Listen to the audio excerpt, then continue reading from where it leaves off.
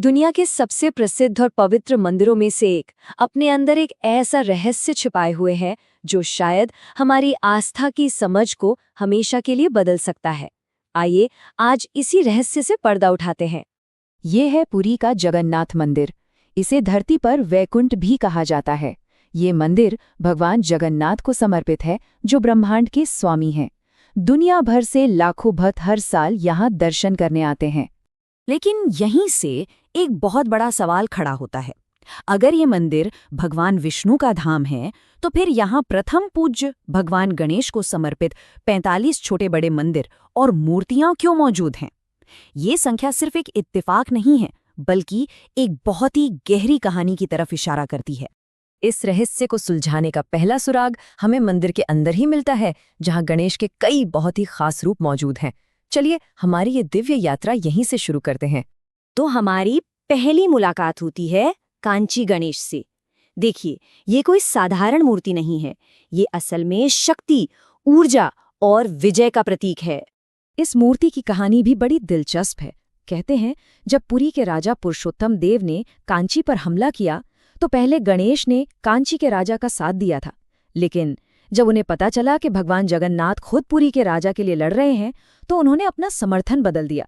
जीत के बाद राजा इस मूर्ति को एक विजय चिन्ह के तौर पर पुरी ले आए। इसका जो तांत्रिक रूप है, यानी इसका शक्तिशाली और ऊर्जावान स्वरूप, इसे मंदिर में एक बहुत ही खास जगह देता है। तो एक तरफ जहां गणेश का रूप शक्ति का प्रतीक है, वहीं उनका दूसरा रूप कला और ब्रह्मांड की लय को दिखाता है। मिलिए नट गणेश से, जहां दिव्यता और कला का संगम होता है। यहाँ गणेश एक कलाकार के रूप में हमारे सामने आते हैं। 8 भुजाओं वाली ये खूबसूरत मूर्ति उन्हें एक ब्रह्मांडीय नृत्य की मुद्रा में दिखाती है। और ये सिर्फ एक नाच नहीं है, ये सृजन और विनाश का नृत्य है। एक ऐसा नृत्य जिसमें दुनिया को हर बुराई से मुक्त करके पवित्र करने की शक्ति है। ये रूप हमें याद दिलाता है कि गणेश सिर्फ विघ्नहर्ता नहीं, बल्कि इस ब्रह्मांडीय व्यवस्था के संरक्षक भी हैं। और अब हम उस मूर्ति तक पहुंचते हैं जो शायद इस पूरी कहानी के केंद्र में है, बट गणेश, जो इस मंदिर के सबसे प्राचीन संरक्षकों में से एक माने जाते हैं। बट गणेश सिर्फ एक और मूर्ति नहीं, बल्कि मंदिर की आध्यात्मिक धुरी है। वो पवित्र कल्पवट वृक्ष के ठीक नीचे विराजमान है, और मान्यता ये है कि किसी भी दूसरे देवता से पहले सबसे पहली पूजा उन्हीं की होती है। भक्त मानते हैं कि बट गणेश से प्रार्थना करने से उनकी यात्रा की सारी बाधाएं दूर हो जाती हैं और वे भगवान जगन्नाथ का आशीर्वाद पाने के लिए तैयार हो जाते हैं। और हाँ, इन 3 प्रमुख मूर्तियों के अलावा पूरे मंदिर परिसर में गणेश के कुल 45 पूजा स्थल और चित्र मौजूद हैं। भीतरी आंगन में 23 और बाहरी आंगन में 22। ये संख्या बताती है कि मंदिर में उनकी मौजूदगी कितनी व्यापक और महत्वपूर्ण है। अब सवाल ये उठता है कि बट गणेश की जगह इतनी खास क्यों है? इसका जवाब मंदिर के आध्यात्मिक दिल में छिपा है। कल्पवट कोई साधारण पेड़ नहीं है, इसे इच्छापूर्ति वृक्ष माना जाता है, और ये मंदिर के ठीक केंद्र में है, जिसे आध्यात्मिक नाभि भी कहते हैं।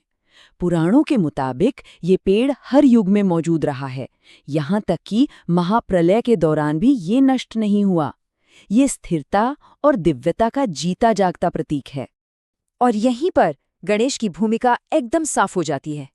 कल बट के ठीक नीचे बैठकर बट गणेश उस आध्यात्मिक ऊर्जा के द्वारपाल की तरह काम करते हैं। सबसे पहले उनकी पूजा करके भक्त अपने आध्यात्मिक यात्रा शुरू करने से पहले सारी बाधाओं को दूर करने का आशीर्वाद मांगते हैं। एक तरह से वो मंदिर के सबसे शक्तिशाली आशीर्वादों का दरवाजा खोल रहे होते हैं। लेकिन गणेश की इतनी अहमियत की असली वजह एक भक्त की कहानी में छिपी है। एक ऐसी कहानी जो इन सभी कड़ियों को एक साथ जोड़ देती है। मिलिए गणपति भट्ट से। ये कर्नाटक के एक महान विद्वान और गणेश के परम भक्त थे। उनके लिए गणेश ही परम ब्रह्म थे, सब कुछ थे। तो हुआ यूं कि जब गणपति भट्ट ने शास्त्रों में पढ़ा कि परम सत्यपुरी में वास करते हैं, तो वो बड़ी उम्मीदों के साथ वहां पहुंचे। लेकिन जब वो वहां आए तो उन्हें अपने प्यारे हाथी मुख वाले भगवान कहीं नहीं दिखे। उन्हें सिर्फ भगवान जगन्नाथ की मूर्ति दिखाई दी। सोचिए, उनका दिल टूट गया होगा। क्या उनकी पूरी यात्रा बेकार चली गई? निराश होकर उन्होंने वहां से जाने का फैसला कर लिया। लेकिन तभी किसी ने उनसे स्नान यात्रा उत्सव के लिए रुकने को कहा और एक आखिरी बार दर्शन करने का आग्रह किया। और उस एक पल में एक चमत्कार हुआ। जैसे ही गणपति भट्ट ने स्नान वेदी पर देखा, भगवान जगन्नाथ की मूर्ति उनकी आंखों के सामने बदलने लगी। उन्हें अब कृष्ण का रूप नहीं, बल्कि भगवान गणेश का वही भव्य हाथी मुख वाला स्वरूप दिखाई दिया। यहाँ तक कि बलभद्र ने भी गणेश का ही रूप ले लिया था। और एक भक्त की इसी सच्ची आस्था ने जन्म दिया एक ऐसी परंपरा को जो आज भी जिंदा है। उस दिन से हर साल स्नान यात्रा के दौरान भगवान जगन्नाथ और बलभद्र को हाथी बैशा या हाथी की पोशाक पहनाई जाती है। ये अनुष्ठान उसी दिव्य दर्शन का सम्मान करता है और हमें याद दिलाता है कि भगवान अपने भक्त के लिए कोई भी रूप ले सकते हैं। ये कहानी हमें एक बहुत गहरे सच की तरफ ले जाती है। जगन्नाथ मंदिर में गणेश की मौजूदगी सिर्फ एक देवता के बारे में नहीं है, ये सभी आस्थाओं की एकता के बारे में है। देखिए, जगन्नाथ मंदिर की महानता इसी बात में है कि ये सबको अपनाता है। ये एक ऐसी जगह है जहां हिंदू धर्म की अलग अलग बड़ी धाराएं एक साथ आकर मिलती हैं। ये सिर्फ विष्णु को मानने वाले वैष्णवों के लिए नहीं, बल्कि हर किसी के लिए एक पवित्र जगह है। असल में ये मंदिर पंचायतन पूजा का एक जीता जागता उदाहरण है, जहां 5 प्रमुख देवताओं की एक साथ पूजा होती है। जगन्नाथ विष्णु का प्रतिनिधित्व करते हैं, बलभद्र शिव का, सुभद्रा शक्ति का और सुदर्शन चक्र सूर्य देव का। और इस दिव्य पंचायत को पूरा करते हैं भगवान गणेश, जो गाणपत्य परंपरा का प्रतिनिधित्व करते हैं। और यहाँ गणेश की भूमिका बहुत अहम हो जाती है। विघ्नहर्ता के रूप में वो पहले देवता हैं जिनकी पूजा की जाती है। वो सभी भक्तों के लिए, चाहे वो किसी भी परंपरा को मानते हों, आध्यात्मिक रास्ते को साफ करते हैं। वो एक तरह से वो कॉमन ग्राउंड है जो इन सभी अलग अलग आस्थाओं को एक साथ जोड़ते हैं।